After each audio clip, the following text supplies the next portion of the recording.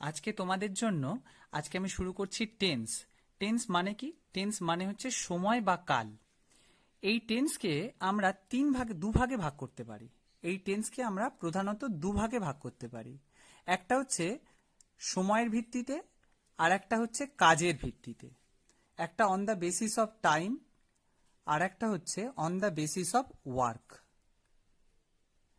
টাইমের ভিত্তিতে এই টেন্সকে আমরা তিন ভাগে ভাগ করতে পারি।